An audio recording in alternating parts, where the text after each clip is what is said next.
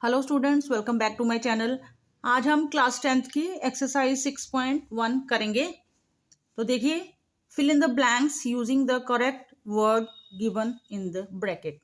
तो फिलअप्स हमको दे रखे हैं। All circles are dash, congruent, similar. Congruent होते हैं, सिमिलर होते हैं। अब देखिए, कॉन्ग्रुएंट होने के लिए साइज भी सेम होना चाहिए और शेप भी सेम होनी चाहिए।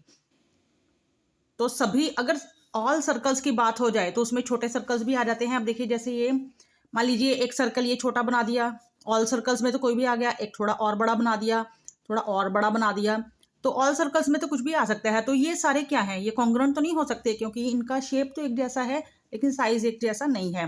तो इसीलिए ये सिमिलर होंगे, क्योंकि इनका शेप एक जैसा है लेकिन साइज तो एक जैसा नहीं है। तो इसलिए इसको हम लिखेंगे कि ये सिमिलर हैं, सिमिलर होंगे। Next, all squares are dash, similar हैं या फिर कॉन्ग्रुएंट हैं। तो ऑल स्क्वेयर्स, देखिए सभी स्क्वेयर्स की बात हो रही है, तो एक स्क्वेयर्स मैंने ये बना दिया, एक स्क्वेयर ये। अब ऑल स्क्वेयर्स में तो कुछ भी आ सकता है, ये बना दिया, तो क्या ये सभी स्क्वेयर्स कॉन्ग्रुएंट हैं? कॉन्ग्रुएंट होने के लिए इनके कॉरेस्पॉन्डिंग एंगल्स तो इक्वल हैं, ऐसे एंगल्स तो इक्वल हैं, लेकिन कॉन्ग्रुएंट होने के लिए क्या है, साइड्स भी जो है, साइड्स भी सेम होनी चाहिए। शेप एक जैसी है लेकिन साइज डिफरेंट है, तो इसीलिए हम क्या लिखेंगे यहाँ पर, ये भी सिमिलर हैं।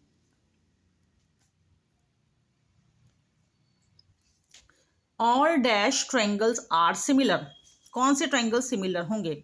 अब देखिए, आइसोसेल्स और इक्विलेटरल, इसमें आइसोसेल्स तो सिमिलर हो नहीं सकते, क्योंकि देखिए जैसे मैं आपको एग्जांपल दूं, मान लो एक ट्रायंगल बना हुआ है, इसमें ये एंगल जो है 40-40 का है,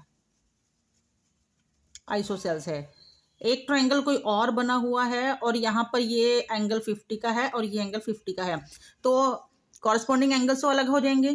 तो इसीलिए ये इक्विलेटरल सॉरी, ये जो आइसोसेल्स ट्रायंगल हैं ये तो सिमिलर हो नहीं सकते, क्योंकि सिमिलर होने के लिए कॉरस्पॉन्डिंग एंगल सेम होने चाहिए और जो साइड्स है इनकी रेशो सेम होनी चाहिए। तो साइड्स की रेशो तो हम बाद में देखेंगे, पहले तो हमारे एंगल्स ही डिफरेंट हो गए। तो इसीलिए इसमें कौन से ट्रायंगल जो है सिमिलर होंगे? देखिए, आइसोसेल ट्रायंगल तो नहीं होंगे सिमिलर। तो देखिए, अगर हम इक्विलेटरल ट्रायंगल बनाएं, ये इक्विलेटरल है, इसका ये 60 है एंगल, ये 60 है, ये 60 है। अब एक बड़ा इक्विलेटरल ट्रायंगल बना लेते हैं, तो इसमें यहाँ पर ये 60 एंगल है, ये 60 एंगल है, ये 60 एंगल है, तो इनके एंगल्स तो 60 होंगे, सेम होंगे। दूसरे, अगर ये भी इक्विलेटरल ट्रायंगल है, ये भी इक्विलेटरल है, मान लो इसकी ये साइड्स 2-2 होंगी क्योंकि इक्विलेटरल है, और इसकी ये कुछ भी मान लेते हैं, मान लो ये 6 है, इक्विलेटरल है तो सारी साइड 6 होंगे। तो अब अगर हम इनकी कॉरस्पॉन्डिंग साइड्स का रेशो लेंगे तो 2/6, इस साइड का रेशो, इस साइड का रेशो और इस साइड का रेशो तो सेम हो जाएगा। ठीक है, तीनों साइड्स का रेशो सेम हो जाएगा और एंगल्स तो सेम होंगे ही क्योंकि इक्विलेटरल है। तो इसीलिए all dash triangles are similar equilateral. तो इक्विलेटरल ट्रायंगल्स जो हैं वो सिमिलर होंगे।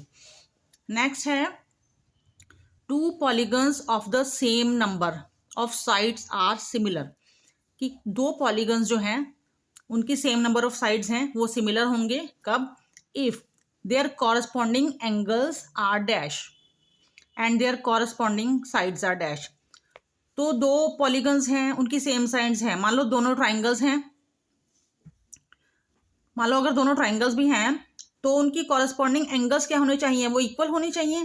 तो यहाँ पर आएगा इक्वल, एंगल्स तो इक्वल होने चाहिए और जो कॉरस्पॉन्डिंग साइड्स हैं उनकी रेशो बराबर होने चाहिए, मतलब प्रोपोर्शनल। यहाँ पर आएगा प्रोपोर्शनल। नेक्स्ट क्वेश्चन देखिए students, give 2 different examples of pair of similar figures. Similar figure के हमको 2 पेयर देने हैं। तो इसमें देखिए, हम सर्कल भी दे सकते हैं, क्योंकि ये दे देते हैं ऐसे, एक बड़ा सर्कल बना दिया। सिमिलर के लिए शेप एक जैसी है, साइज डिफरेंट है तो कोई बात नहीं। तो ये हो गया फर्स्ट एग्जांपल।